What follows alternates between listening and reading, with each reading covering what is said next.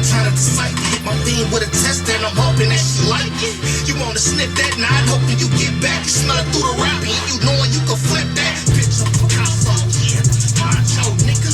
Honcho burritos, tacos, flip those, and make more than we get more. Jack boys lurking, so you know what they get for. Hey, hold on. Hold on, my baby Finkel work. You hear me? Knowing how to get it. That's what that one called. Hold on, listen to it again. Hold on. Bet your daddy regretting your kids, bummy, and your baby mama fucking whoever. You on the internet acting like you fucking upset. Man, listen, my bro been going in. Hope y'all don't. They ain't gonna monetize this video because he going crazy on that. But it's my bro.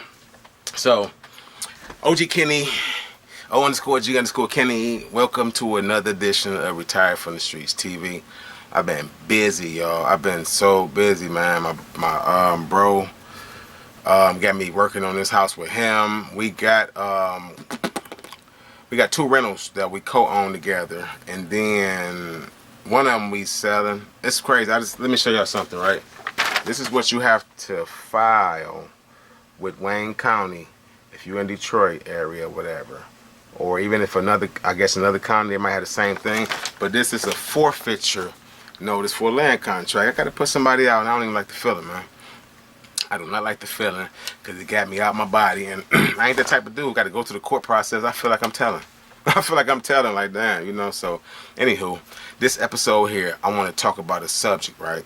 That's probably a little touchy to some dudes, especially younger dudes. If y'all some young dudes, or if you're a mother or a single dad or whoever, you got or whatever, you got a younger dude in your household, they might go through this episode. It's embarrassing to talk about, but you will notice telltale signs when you're doing their laundry, right? So, down in Virginia, like I've been telling y'all, right? And I'm on my spiritual cleanse I was telling y'all about when I cut all my hair off because the dude that had the big chest told me he wanted to braid my hair, and I was like, So I went bald and I shaved my hair off. I mean, I'm not judging nobody who going through, you know what I'm saying, the physical transformation or nothing like that, or that's what they choose. My thing is, listen, it was nothing I had ever seen before. I was very new to it. I still had a lot of what you call that homosexual male typical way of thinking when it came to alternative lifestyle. So I didn't change a lot with my way of thinking. I'm a lot more tolerant of people and their choices. But back then, blew my wig, and I'm like, no. So I cut all my hair off my face, my head. I went bald. I didn't even have no mustache, so it didn't matter. So I went bald, and I went through this period of fasting. I wasn't cursing. I wasn't looking at no girly books. I wasn't lusting at the TV commercials, because, hey, come on now. It'll make you do that when you go through a point of sensory deprivation, when you deny something that you really like and really want, like a fatty.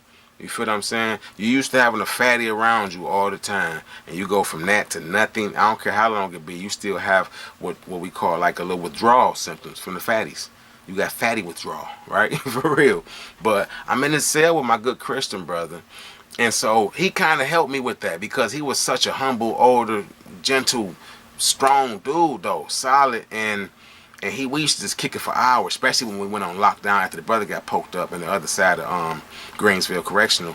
When that happened, we was on this lockdown, so we got into the Bible and the Quran, like I told you before, and it was helping me with abstaining from a lot of stuff, right? So, Nocturnal Emission.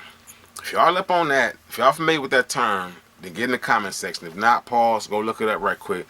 But I'm going through this thing, man, because all these women down there is super thick. Most of them super thick sisters, and they friendly, and they southern hospitality. You know, it was just like, man, listen, I love y'all. I love you. Do you love me? So, right.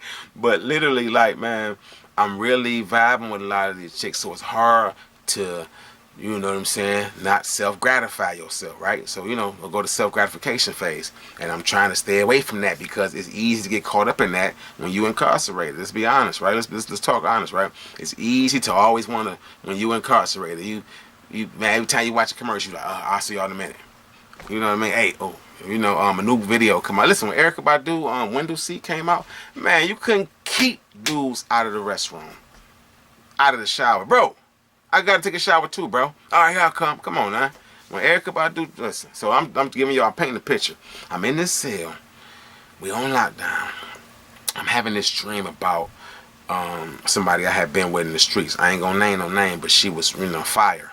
So this dream was so real because I remember the day that we first had our exchange, right? When it first went, right? So I'm I'm reliving this memory in my dream. It's like play for play almost. Get to the point where it's time to slip slide and whatnot. And I remember the feeling of like, oops, I apologize. I'm talking to her like that. I apologize. It happened too soon, right? But as I'm laying there, like embarrassed, it's almost like I fall asleep on her. But I'm really not falling asleep on her. Of course, I'm laying on top of my dang bunk in prison in Greensville Correctional Facility in Jarrett, Virginia.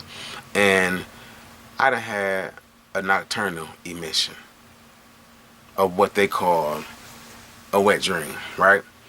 Now, that wasn't the first time it happened. First time it happened, I was a teenager. And I had left this little, what you call it, high school jump off, the pep rally, the homecoming.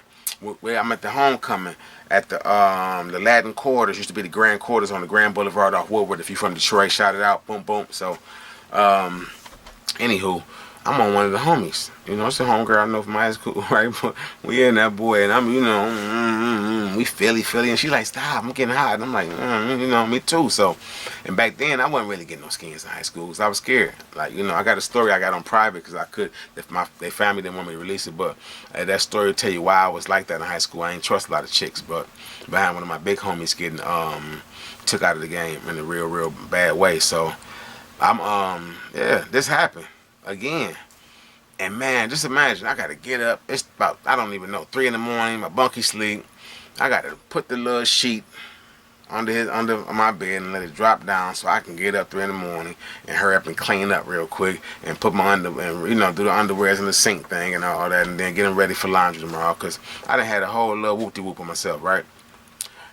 I wasn't embarrassed. I knew what it was because it happened before, but I still didn't know the mechanics behind why it happened. So I'm just doing a little brief research, and what I've come to, what some people are saying about nocturnal emissions or wet dreams is that you have already, if you're used to having rather a release from pain, which usually includes some type of neurochemical, right? Dopamine, oxytocin, epinephrine, serotonin, right? When these neurochemicals are heightened, right, or they're at a fury in your bloodstream, it's like thrill seeking. It's like having moments of bliss. Anything that excites you, like when you on a roller coaster or you on one of them dang on, we went down to Orlando, the water slides, and you bouncing all over the place, or you racing or whatever. Anything that you really love to do that gives you pleasure, which is the opposite of pain, right? So it's releasing you from pain. So when those neurochemicals are firing off and you're getting that on a regular basis, whether it's through gratification with a sexual partner or whatever, right? That's normal. So your body functions right? When you're not getting that no more, you're deprived of that, but you still desire it especially, then your body has to find that equilibrium that it used to have, right? It has to find that escape from pain and that release.